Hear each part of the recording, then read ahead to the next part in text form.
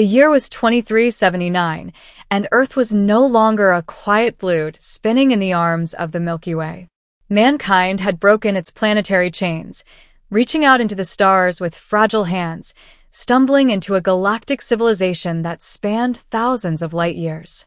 At the center of this web was the Thalzor Dominion, an empire of ruthless efficiency and technological perfection, ruled for over 10,000 years by the Varnari, a telepathic, near-immortal species capable of manipulating matter at will.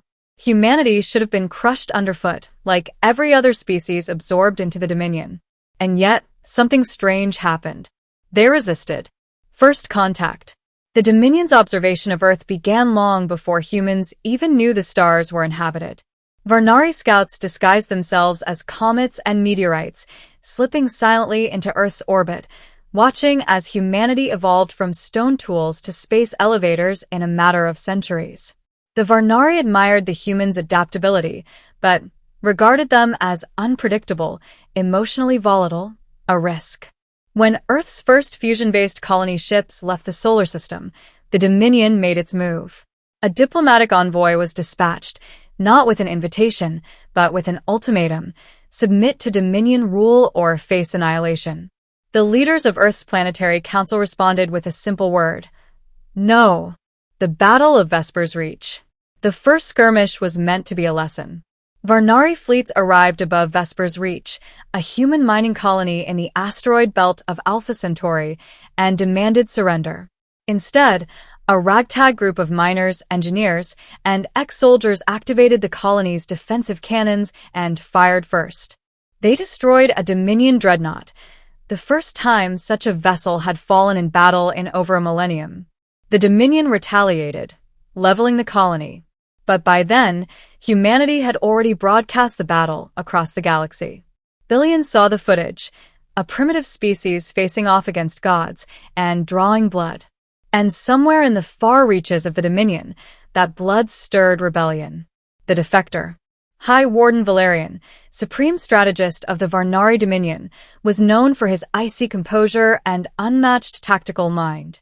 He had conquered 37 star systems without a single civilian casualty. To his peers, he was a war artist. To his enemies, a ghost. Valerian watched the footage of Vesper's Reach 1,000 times. He watched not for the explosions, but for the faces. Humans, bleeding, dying, laughing, screaming. Alive. Gloriously alive. One night, in his private chambers on the throne world of Varaxis Prime, Valerian summoned his personal guard. "I'm leaving," he said. They stared in confusion. "Leaving to where, my lord?"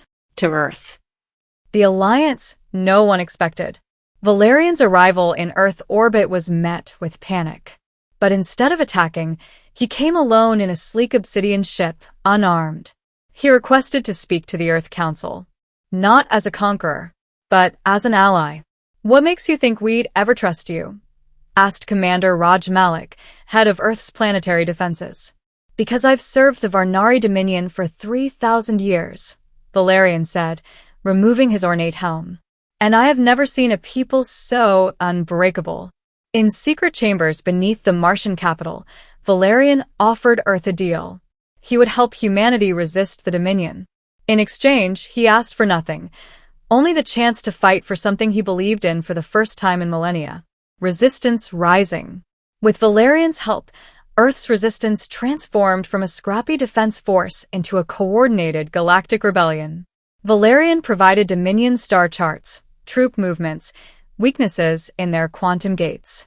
But more than that, he taught humanity how the Varnari thought, and how to outthink them.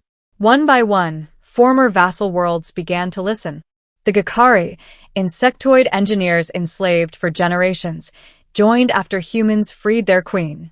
The Threll, amphibious poets turned into Dominion scribes, broadcast songs of rebellion from underwater palaces.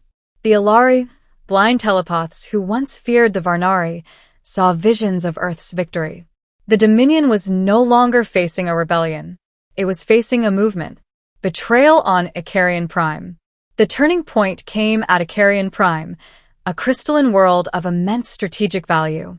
Valerian led the strike force, fighting alongside human marines in the glassy trenches. But as victory neared, a Varnari warlord named Xeric appeared, Valerian's old student. "You betrayed your own kind," Xeric hissed.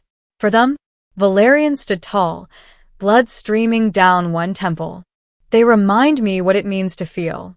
You've forgotten." Xeric lunged. The duel was brutal, fought not only with blades but with the sheer force of mind. The glass battlefield melted under their energy. Finally, Valerian fell, not dead, but gravely wounded. The humans carried him off-world. As his mind drifted in and out, he whispered, "Don't stop. Finish what we started." The day the Dominion fell, it took 10 more years. 10 years of war, sacrifice, and alliance building. 10 years of seeing Earth cities turn to ash and rebuilt again. 10 years of inspiring every enslaved race to rise up. The final blow came not from a superweapon, but from a unified fleet of humans, Alari, Gakari, and 20 other species, all coordinated using Valerian's tactics, adapted through human ingenuity. Varaxis Prime was liberated. The Varnari High Council surrendered. And for the first time in 10,000 years, the Dominion fell. A new beginning. Valerian lived long enough to see the new Galactic Accord signed. When he emerged, frail and scarred, at the United World ceremony held on the lunar capital of New Geneva, he stood beside Earth's president, Layla Awan. "You didn't have to help us," she said. "You had everything. Power. Immortality." "I had nothing," Valerian replied, his voice a whisper. "Until I met your people." In the years that followed, the Varnari chose a new path. Not rulers, but protectors. Guided not by conquest, but by curiosity, culture, and humility. The galaxy watched as its former masters bowed before their former enemies, now allies. And on the walls of the United World's assembly, a phrase was engraved in 100 languages. "When hope seems weakest, it only takes one soul to change the stars." And that soul, against all odds, had chosen humanity. The end.